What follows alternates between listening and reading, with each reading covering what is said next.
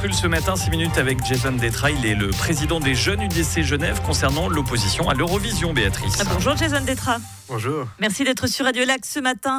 Dans moins de 3 heures, nous saurons si Genève est désignée ville hôte pour organiser l'Eurovision en mai prochain. Et ça vous réjouit que Genève accueille l'Eurovision, potentiellement?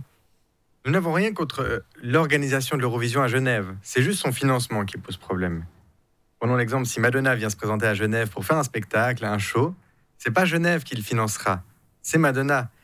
C'est à l'Eurovision de trouver le financement par des acteurs privés, mais pas par le contribuable. Précisons que Genève a expliqué mettre 30 millions sur la table en cas de désignation, donc je le disais, dans moins de 3 heures. Vous dites que ça doit être que des privés, certes, mais bon, le fonctionnement est ainsi. Et puis il y a tout un côté infrastructure, on se l'imagine peut-être pas, mais l'Eurovision, c'est un très très très gros show qui ne va pas durer d'ailleurs qu'un seul jour, mais plusieurs, et avec tout ce que cela va rapporter à la ville et au canton. Mais oui, mais il y a beaucoup d'autres événements qui ont rapporté autant d'argent, voire beaucoup plus. Parce que, encore une fois, c'est que Vous pensez à quoi?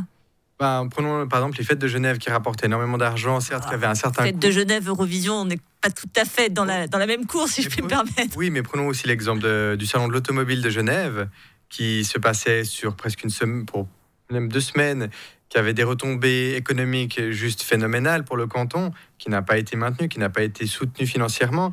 On peut aussi prendre par exemple l'exemple actuellement du Salon international de l'aviation, qui risque de quitter le canton et pourtant qui rapporte des millions et des millions aux finances publiques. Il y a beaucoup de choses qui ne sont pas soutenues. Mais pour l'Eurovision, nous sommes prêts à aller à hauteur de 30 millions sur l'argent, la fiscalité du contribuable. Et ça doit passer au minimum par un vote. Alors déjà, l'un n'empêche pas l'autre. On peut tout à fait financer l'Eurovision et financer d'autres projets. Mais bien sûr, mais ce n'est pas fait. Et autre chose, c'est qu'à travers l'Eurovision, on va pas se plaindre, c'est quand même bien aussi d'avoir un bol d'air, d'un truc un peu sympa, un peu original. Est-ce que c'est pas ça qui vous déplaît, tout ce que véhicule l'Eurovision finalement? L'Eurovision n'est plus que c'était quand Céline Dion a gagné.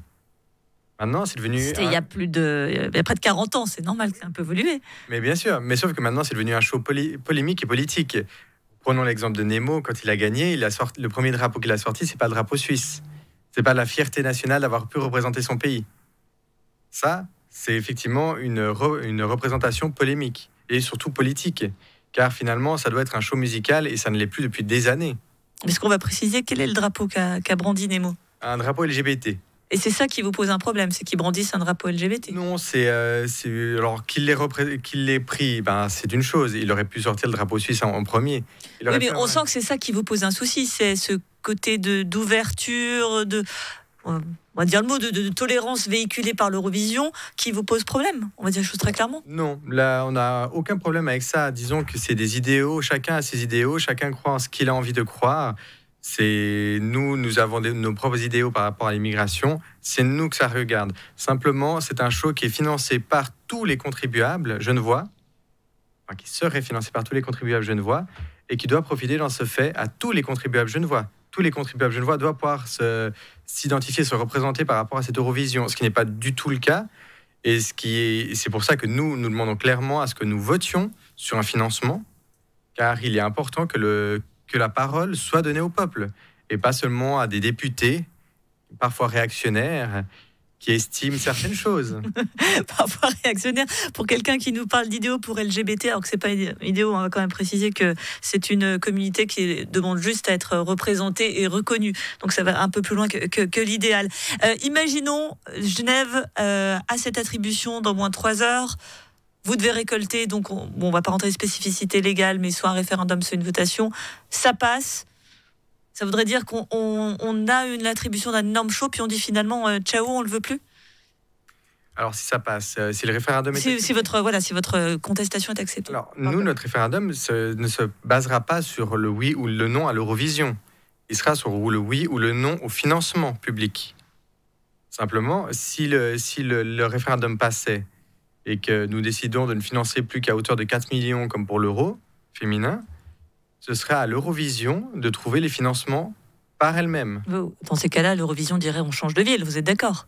Est-ce qu'on peut vraiment se permettre de dire on est candidat puis finalement on l'accorde? Enfin, ça fait pas très sérieux, pardonnez-moi. Alors, mais qui a choisi d'être candidat? Déjà, pour prononcer, est-ce que le peuple a pu se prononcer, ne serait-ce que sur la candidature?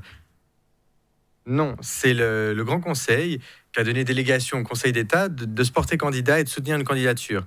Mais il faut quand même rappeler que le peuple a aussi le droit à la parole, et je trouve qu'il serait important que le peuple se prononce.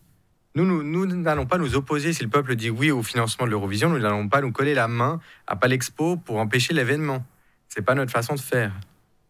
Merci beaucoup Jason Détraz, président des Jeunes IDC Genève. Je rappelle donc que la SSR doit communiquer à 10h précises si Genève ou Bâle est la ville candidate. Ce qui est certain, c'est bien la Suisse qui organisera le prochain concours de l'Eurovision en mai prochain. Merci beaucoup Jason Détraz d'avoir été sur Radio Lac. Et une interview.